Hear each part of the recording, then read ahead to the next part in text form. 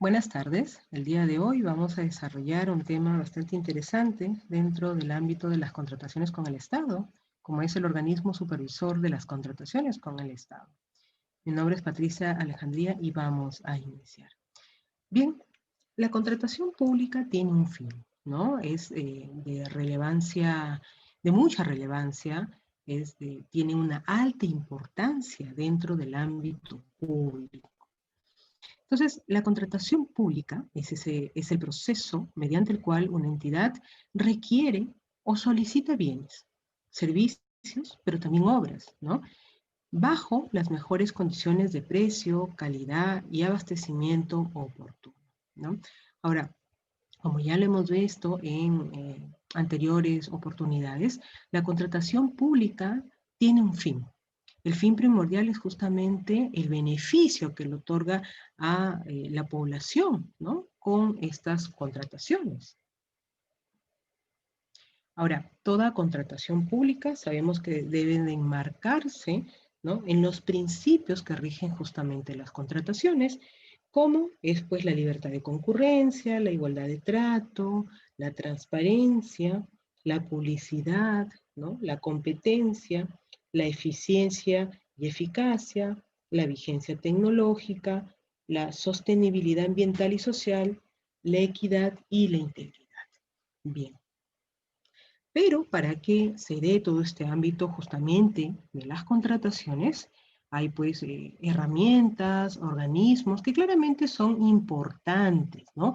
Para que se den todos estos principios basados en la contratación, como lo es el organismo supervisor de las contrataciones del Estado, ¿no? Que es aquella entidad que va a estar encargada justamente de velar por el cumplimiento de las normas en las adquisiciones públicas del Estado peruano.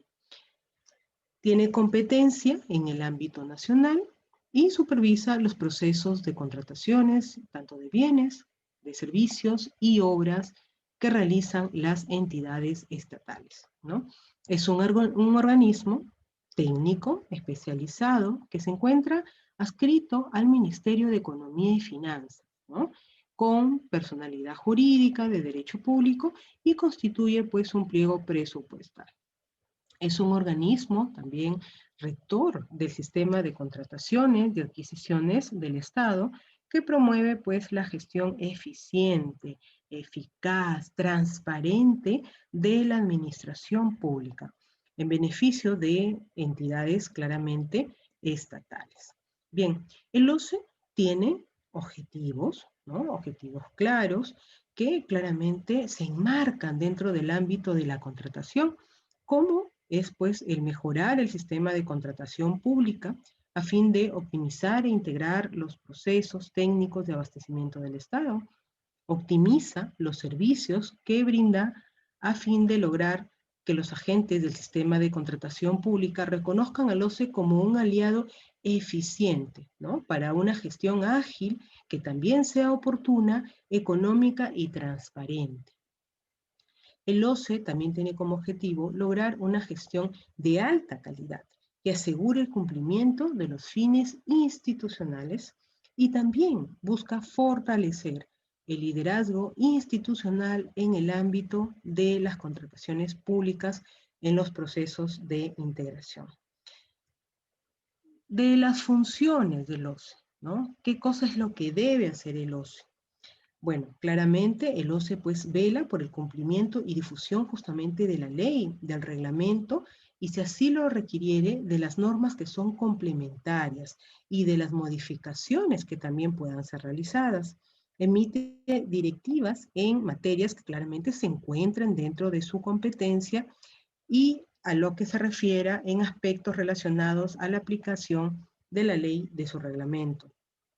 El OCE también supervisa, fiscaliza de manera selectiva o también aleatoria los procesos de contratación que se realicen al amparo de su reglamento. Pero el OCE también tiene una función muy importante, ¿no?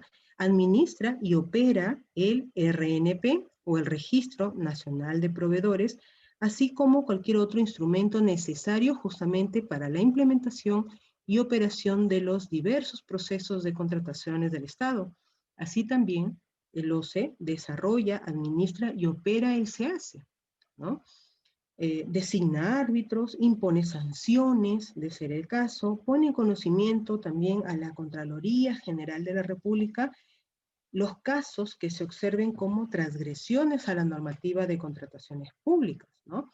Siempre y cuando claramente existan pues indicios razonables que hay un perjuicio económico al Estado o una comisión de delito.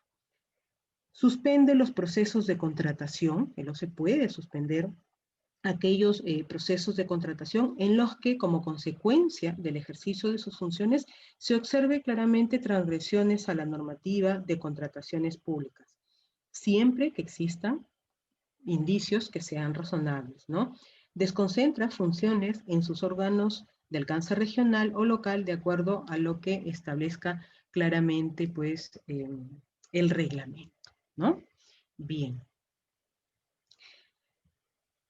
Dentro de este ámbito del órgano, del organismo supervisor de contrataciones con el Estado, también tenemos, ¿no?, dentro de su organización, el Tribunal de Contrataciones del Estado, que es aquel pues órgano encargado de resolver en última instancia administrativa las controversias que surjan entre las entidades, los participantes y los postores durante el proceso de selección, así como imponer las sanciones de inhabilitación temporal o de forma también definitiva a los proveedores, participantes, postores, contratistas, entidades y expertos independientes según corresponda cada caso, ¿no?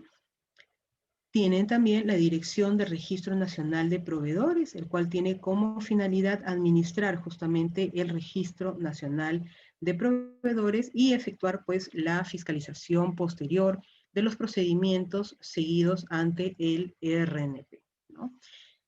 En cuanto al SEACE, justamente como organización tiene como finalidad administrar y desarrollar las operaciones que se realizan en el marco del Sistema Electrónico de Contrataciones del Estado, así también como administrar tanto el catálogo único de bienes, servicios y obras, como el catálogo también electrónico de convenios marco, para lo cual desarrolla pues los proyectos y actividades referidos al diseño e implementación de sistemas automatizados, ¿no? Y también dentro de su organización tiene pues la Dirección de Arbitraje Administrativo, que tiene como finalidad desarrollar las actividades relacionadas con los mecanismos de solución de controversias de las contrataciones del Estado que en algún momento se puedan presentar. Ahora bien, si bien hemos hablado pues de este organismo, ¿no?, que es una entidad que está encargada justamente de velar por el cumplimiento de las normas, recordemos que estas entidades tienen pues dentro de ellas trabajando los servidores públicos. En ese marco y tomando como referencia justamente este tema de las contrataciones públicas, hay un actor fundamental dentro de estos organismos, como lo son, por ejemplo, los servidores públicos. Es aquella persona que posee competencias y basan su desempeño justamente en conocimientos, habilidades, valores y actitudes que tienen que ser observables y también medibles, que afronta retos relacionados justamente con las contrataciones públicas. Ahora, todo servidor público debe de tener ciertas competencias, ¿no? Entonces, las competencias justamente está basada en un trabajo en equipo. Tiene una orientación de resultados, una vocación de servicio. Analiza, argumenta y evalúa o valora, ¿no? Una persona competente definitivamente tiene mayor probabilidad de resolver problemas orientados a las compras públicas. De aquí se desprende el hecho de que necesitamos personas capacitadas, ¿no?, que sean servidores públicos capacitados y que sobre todo tengan vocación de servicio y orientación de resultados.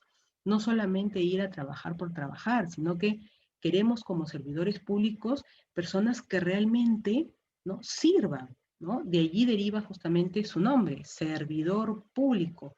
Sirvo, ¿no?, a toda mi ciudadanía, ¿no?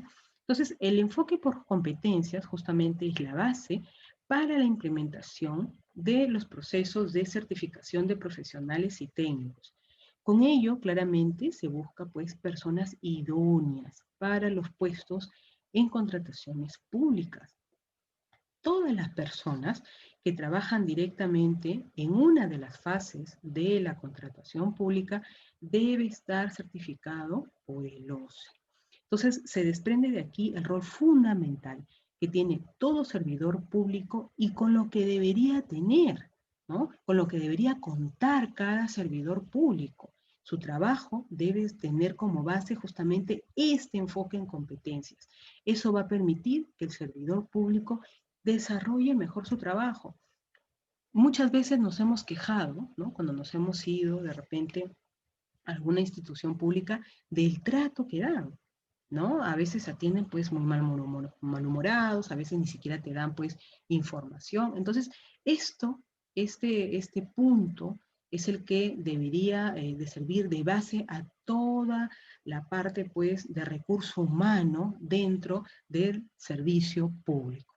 Bien, tenemos entonces que dentro de la normativa de contrataciones, ¿no? Está pues la ley 30.225, que es la ley de contrataciones del Estado, el decreto supremo 344/2018, ¿no? Que nos habla pues del reglamento de la ley de contrataciones del Estado y de la directiva pues del RNP y la directiva del SEACE, donde se encuentran pues las directivas emitidas justamente por el OCE.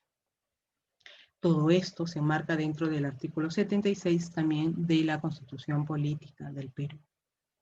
Bien, ¿qué pasa cuando no hay una buena contratación? Sabemos que el tema de las contrataciones es vital, ¿no? Es vital justamente pues para no ver más adelante puentes que no se caigan, sino que se desplomen, ¿no? Recordarán ustedes esas frases tan célebres, ¿no? Entonces, para no ver pues que puentes que deberían de repente durar pues 20 años, 15 años, se terminen cayendo, desplomando al año, ¿no? Entonces, ¿qué pasa justamente cuando no hay una buena contratación? Influyen directamente en la afectación de los derechos de los ciudadanos, ¿no? Y claramente, pues, eso genera este marco de indignación en el que nos hemos visto, pues, muchos de los ciudadanos en los últimos tiempos, ¿no? Vemos como, por ejemplo, eh, sueldos que se pagan, pues, con nuestros impuestos son mal utilizados. En alguna oportunidad hemos visto congresistas, por ejemplo, que se duermen en el Congreso, ¿no? O simplemente pistas que se construyen y al año se están pues desmoronando. Entonces, una mala contratación justamente pues hace afectación a los derechos de los ciudadanos. Recordemos que eh, todas las obras, los sueldos de todo servidor público se pagan justamente con nuestros ingresos. Una mala contratación también influye directamente y afecta claramente a la economía del país, ¿no? Entonces, vemos, por ejemplo, ¿no? Dentro de lo que se enmarcó el tema de las contrataciones directas por estado de emergencia, las compras de las canastas, ¿no? Que en muchas municipalidades, pues, ha representado un escándalo, porque simplemente las canastas han sido sobrevaloradas, ¿no? También se evidenció que se habían comprado, por ejemplo, materiales de aseo, ¿no? De limpieza, como por ejemplo el alcohol en gel, y no cumplía mínimamente con los estándares para que el personal de repente que estaba en primera línea se proteja, ¿no? Entonces hemos visto cómo el hacer una mala contratación, el comprar cosas que no son adecuadas, el sobrevalorarlas, ¿no? Afecta directamente a la economía de todo un país y afecta también a los ciudadanos. En una noticia salió de que las mascarillas que se habían comprado en un sector no habían sido las correctas, ¿no? Y por esto posiblemente pues se hayan producido más contagios. Entonces, justamente por eso se requiere y es tan necesario que los servidores públicos tengan esa vocación de servicio, que se orienten a esos resultados para que justamente veamos una buena inversión de nuestros impuestos en lo que realmente pues amerita, ¿no? Bien. Tenemos allí un claro ejemplo en el sector salud, ¿no? Recordarán ustedes cuando apareció pues el tema de la pandemia, ¿no? Habían compras muy cuestionadas. Habrían las compras, por ejemplo, de los respiradores, ¿no? Que en muchas ocasiones venían incompletos. Todo el equipo no venía completo y claramente pues eso establecía una falta de atención a la población. Si no vienen completos, obviamente no puedo atender a las personas pues que lleguen de repente contagiadas. Tenemos también, ¿no?, que la compra de mascarillas no se enmarcaba dentro del cumplimiento de los estándares internacionales. Entonces, ¿eso afectaba a la población? Lógicamente que sí, ¿no? Eso nos exponía claramente a los contagios masivos, sobre todo al personal que estaba pues en primera línea, ¿no? Tenemos también la compra del alcohol cuando no se encontraba dentro de los estándares que eran requeridos para que justamente se realice la eliminación del virus y eso pues claramente eh, propiciaba la exposición al contagio, ¿no? Bien. Si bien es cierto, la contratación pública realizada de la mejor manera, con todos los principios que requiere las contrataciones, si se enmarca al menos en ese ámbito, puede resultar beneficiosa para el país o para los ciudadanos en general, tenemos pues fases, ¿no? Fases que se dan dentro de todo proceso de contratación pública. ¿Cómo? Son las actuaciones preparatorias, son los procesos de selección y la ejecución contractual. Sabemos pues entonces que en el ámbito de la actuación preparatoria tenemos todo lo que es la formulación del requerimiento y la aprobación del expediente, ¿no?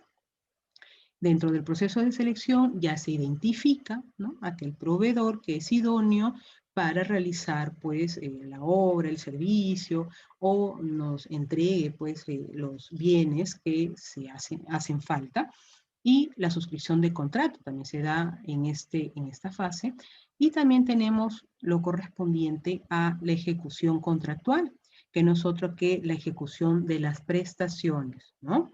Bien. Entonces, teniendo en cuenta esto, pasamos también a hablar de actores fundamentales dentro de este proceso, ¿no?, de estas fases también de contratación pública. Tenemos, por ejemplo, los órganos encargados del procedimiento de selección, ¿no?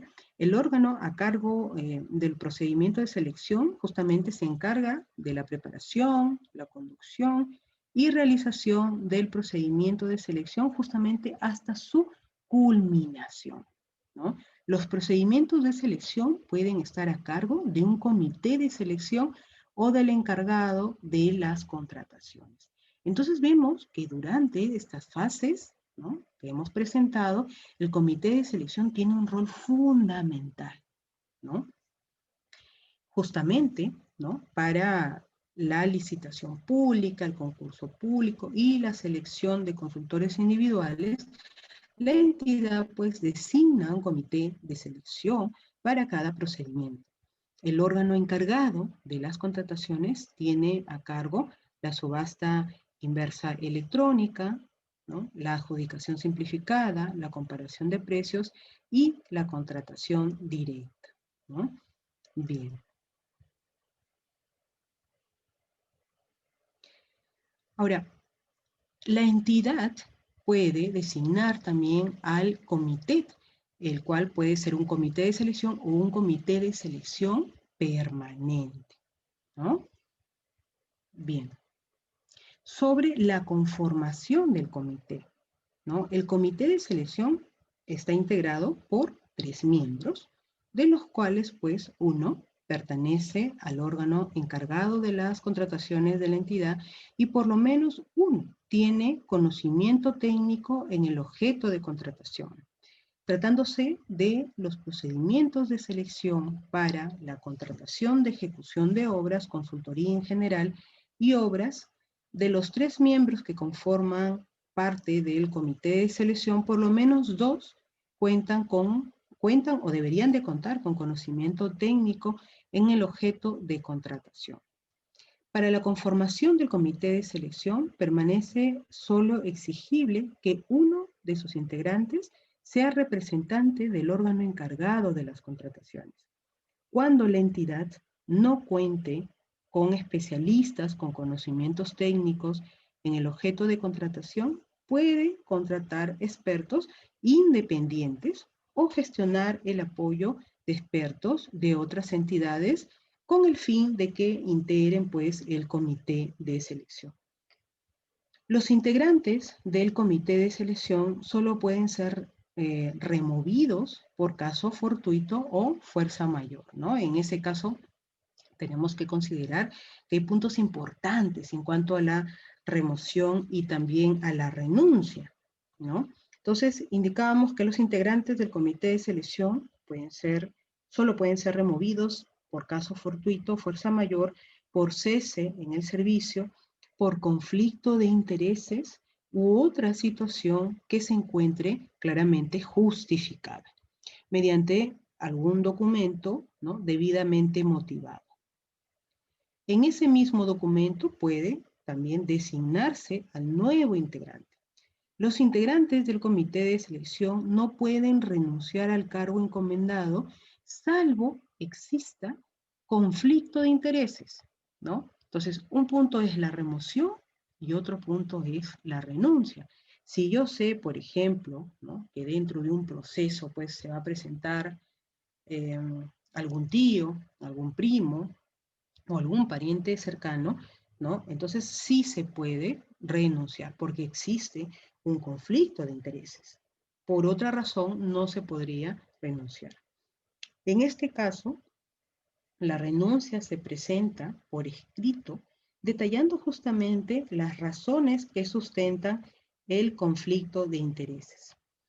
Incurre en responsabilidad del servidor, ¿no?, que temerariamente o maliciosamente alega un conflicto de intereses inexistente con la finalidad de salirse del cumplimiento de sus obligaciones. Es decir, ¿no?, si es que en algún caso realmente existe el conflicto de intereses, ¿no?, entonces sí debería de renunciarse. Pero si en el caso no lo hubiera y aún así de repente este servidor, ¿no?, alega conflicto de intereses cuando es inexistente, es decir, no se da, ¿no?, bueno, entonces puede pues ser sujeto a alguna sanción, ¿no? Bien. ¿Y cuáles serían los impedimentos justamente para integrar el comité de selección, ¿no? ¿Quiénes se encuentran impedidos de integrar el comité de selección? Se encuentran impedidos justamente el titular de la entidad, ¿no?, todos los servidores públicos que tengan atribuciones de control o fiscalización, tales como los regidores, los consejeros regionales, los directores de empresa, auditores, ¿no?, salvo cuando el servidor del órgano de control institucional de la entidad sea el miembro con conocimiento técnico en el objeto de la contratación. Los servidores que por disposición normativa o por delegación hayan aprobado el expediente de contratación, designado el comité de selección, aprobado los documentos del procedimiento de selección o tengan pues facultades para resolver el recurso de apelación.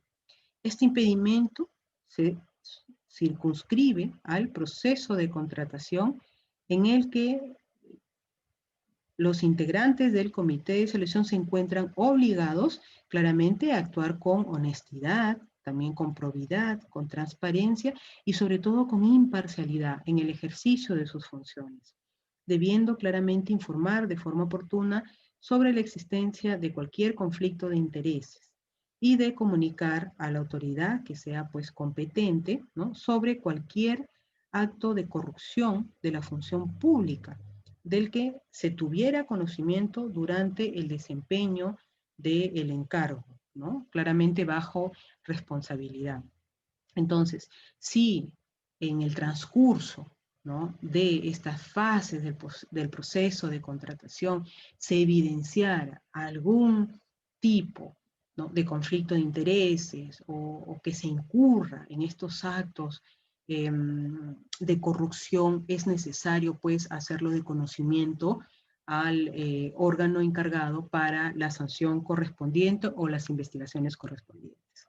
El comité de selección o el órgano encargado de contratación elabora los documentos del proceso de selección, ¿no?, a su cargo, utilizando obligatoriamente pues los documentos estándar que aprueba justamente el OCE y la información técnica y económica que se encuentre pues contenida en el expediente de contratación aprobado, ¿no? Ahora bien, existe también, ¿no?, el hecho de que haya rechazo a las ofertas, ¿no?, por parte pues del comité de selección. ¿En qué momento, ¿no?, en qué circunstancias se da justamente esta situación? En el caso de la contratación de bienes, servicios en general y consultorías en general, el comité de selección o el órgano encargado de las contrataciones solicita al postor la descripción a detalle de todos los elementos constitutivos de su oferta cuando la oferta se encuentre sustancialmente por debajo del valor estimado, ¿no? Entonces, cuando tenemos estas ofertas, ¿no?, que ya se encuentran pues por debajo del valor de estimado, es que se puede producir estos casos. Cuando no se incorpore alguna de las prestaciones requeridas o estas no se encuentren suficientemente presupuestadas, ¿no? En el supuesto que la oferta supere el valor estimado para los efectos que el comité de selección considere válida la oferta económica, aquella que cuente con la certificación de crédito presupuestario correspondiente y la aprobación del titular de la entidad. Ambas condiciones son cumplidas como máximo a los 5 días hábiles, ¿no?, los cuales pues son contados desde la fecha prevista en el calendario para el otorgamiento de la buena pro. Bien, tratándose, ¿no?, tratándose de consultoría de obras y ejecución de obras, se rechaza la oferta que supere el valor referencial en más del 10% y que se encuentran por debajo del 90% también, ¿no? Entonces, es importante en este punto, ¿no?, cuando para arriba y para abajo hay un excedente de 10%, ¿no? Porque puede ser pues que cuando se encuentre en el 90% o menos del 90% del valor referencial, haya habido de repente algún dateo, ¿no?, de algunos precios y puede incurrirse pues en algún acto de corrupción, o cuando se encuentre también por encima del 110% del valor referencial. Entonces, en esos casos se procede a rechazar la oferta, ¿no? Bien, para que el comité de selección considere válida la oferta económica que supere el valor referencial hasta el límite máximo previsto, se cuenta con la certificación de crédito presupuestario suficiente y también debe tener la aprobación del titular de la entidad, ¿no?, en el mismo plazo establecido, ¿no?, salvo que el postor acepte pues reducir su oferta económica, ¿no?, que en muchas ocasiones sí se da. Bien, vamos a ver algunas opiniones, ¿no?, sobre justamente el trabajo que realiza el comité de selección. Estas opiniones pues claramente se acceden para disipar ciertas dudas, ¿no?, en base a los procedimientos que se deben de seguir en el marco de las contrataciones públicas. Bien, tenemos la opinión, por ejemplo, 030-2020 de este año, del Instituto pues, Nacional Penitenciario, del INPE, y hace referencia el asunto al impedimento para integrar un comité de selección, ¿no?, justamente de lo que estábamos conversando, mencionando. Indica, ¿qué se debe entender por atribuciones de control o fiscalización? ¿A qué se refiere el artículo 45 del reglamento de la Ley de Contrataciones del Estado, ¿no? La opinión, la conclusión refiere a aquel servidor público que en función a su normativa especial cuenta con atribuciones específicas de control o fiscalización sobre la actuación de los demás servidores de una entidad, como en el caso de regidores, consejeros, regionales, directores, auditores, entre otros, según el tipo de entidad de la que se trate. Se encuentra impedido justamente para integrar un comité de selección, porque no podemos ser juez y parte, ¿no? Salvo que el servidor del órgano de control institucional sea el miembro con conocimiento técnico en el objeto de contratación, salvo pues que cuente con aquel conocimiento que es requerido, ¿no? Ese conocimiento técnico justamente para evaluar este tipo de contratación. Salvo esa excepción, este servidor público no podría integrar el comité de selección. Bien.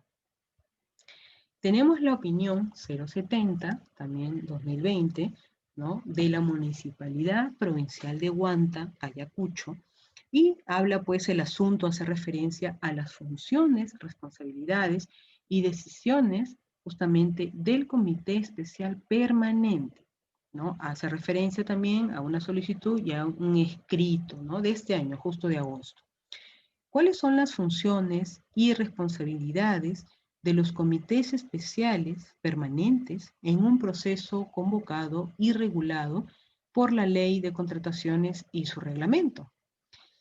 Cuando la entidad designaba comités especiales permanentes, justamente que se hicieran cargo de sus adjudicaciones directas y sus adjudicaciones de menor cuantía, estos se encargaban de su organización y también de la ejecución, desde la preparación de las bases hasta el otorgamiento de la buena pro, hasta que la buena pro quedase consentida, ¿no? Administrativamente firme o se produjera la cancelación justamente del proceso, siendo sus integrantes solidariamente responsables porque la selección realizada se encontrara arreglada a ley y respondían administrativamente o judicialmente, si es que así fuera el caso o lo requiriera, de cualquier irregularidad cometida que les fuera imputable, ¿no? Tenemos otras consultas también haciendo referencia justamente a a lo que consulta la Municipalidad de Huamanga, ¿no? Los comités especiales permanentes designados mediante actos resolutivos son colegiados o son autónomos.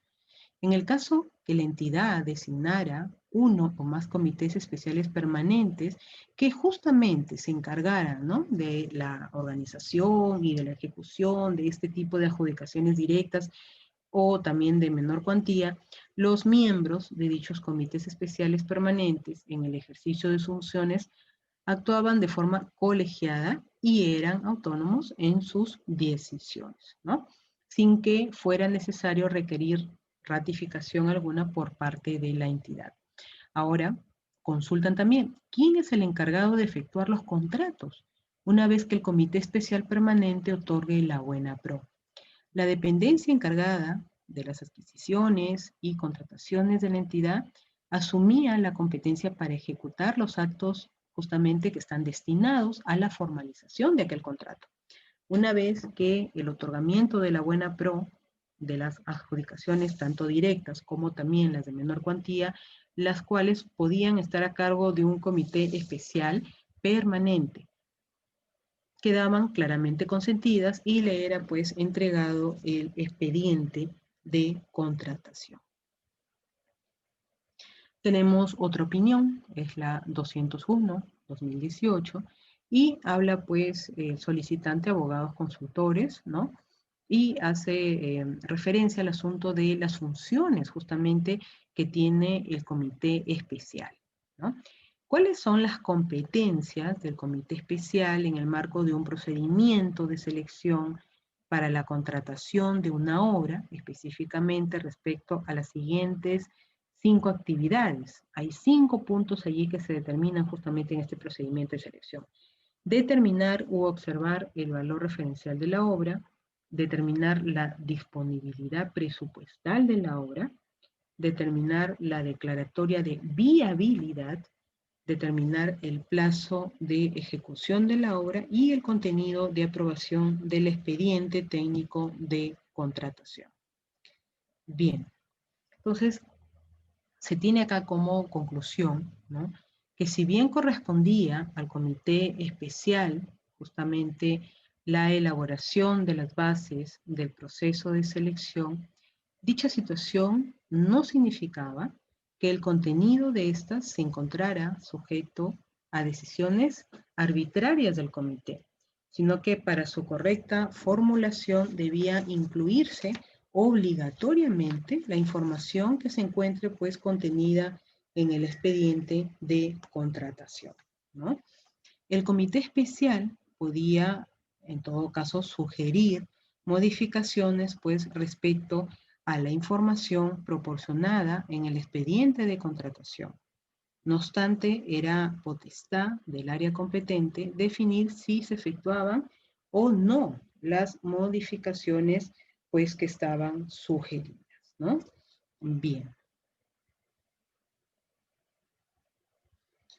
Tenemos otra opinión, ¿no?, que es la efectuada con el número 128/2019, ¿no? La realiza la Superintendencia Nacional de Aduanas de Administración Tributaria, o también llamado SUNAT, ¿no? Y habla justamente de la conformación del comité de selección.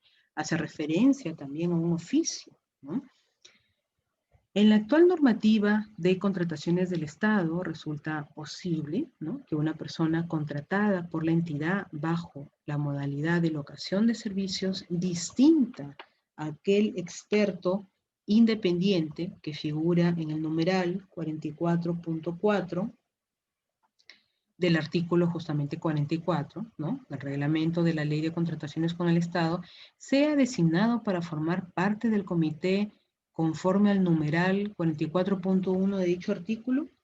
¿Qué creen ustedes? Ya hemos mencionado, ¿no?, ese punto, ese tema. Entonces, el comité de selección puede, sí puede, estar conformado por personas que no laboren en la entidad, ¿no? No necesariamente tienen que estar pues laborando en la entidad, pero esto se va a dar siempre y cuando se trate justamente de expertos independientes, ¿no?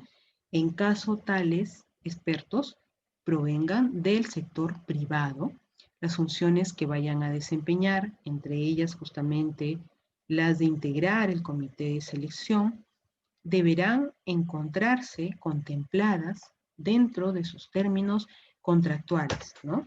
De lo contrario, no podría pues atribuírsele dicha condición y en consecuencia no podrán participar como miembros del referido comité. Bien. Bien, entonces como hemos visto, ¿no?, el rol que tiene pues todas las partes intervinientes, ¿no?, dentro del ámbito de las contrataciones públicas son primordiales. El órgano que se encarga pues de la supervisión justamente de que estas contrataciones se enmarquen dentro del cumplimiento de las adquisiciones públicas, claramente cobra un rol trascendental, ¿no? Trascendental justamente para proporcionarle a aquella transparencia, aquella credibilidad a las contrataciones y que las mismas pues se enmarquen dentro del beneficio a la población, que es la finalidad última de la contratación pública. Bien, es todo por hoy. Les agradezco por su atención. Nos vemos en la próxima clase. Gracias.